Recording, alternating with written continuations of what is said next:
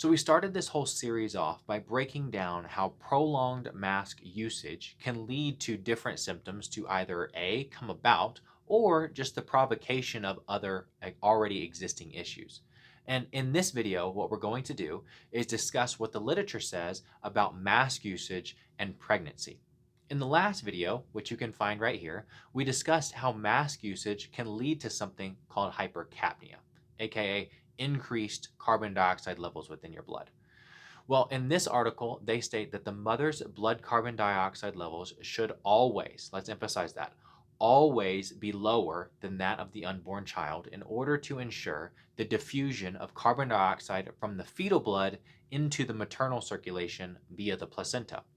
This is just the basics of a gradient. The mother's carbon dioxide levels should be lower than that of the child so that the carbon dioxide levels don't become too great within the child and ultimately can feed into the mother's circulation. In the instance where things are flipped and the mother's carbon dioxide levels are higher, the carbon dioxide can no longer diffuse away from the child and essentially go upstream into the mother's circulation, which then leads to a buildup or increase in the child's levels. Now, from our last video, we already know that placing a mask over your nose and mouth will lead to an increase in the wearer's carbon dioxide levels due to rebreathing that air that is circulated within the mask. So, do you think it would be fair to extrapolate that out, that prolonged mask usage could also raise carbon dioxide levels to a level significant enough to disrupt this carbon dioxide gradient between the mother and child? In another study, researchers demonstrated that breathing through an N95 mask impeded gas exchange in 20 pregnant women at rest and during exercise, causing additional stress on their metabolic system.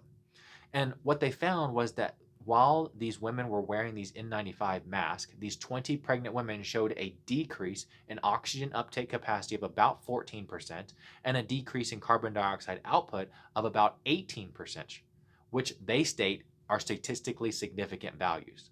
So, in the event that you become or your loved one becomes pregnant, what should you do?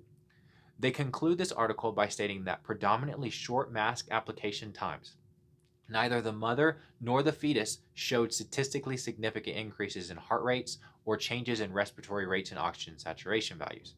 However, the exact effects of prolonged mask use in pregnant women remain unclear overall.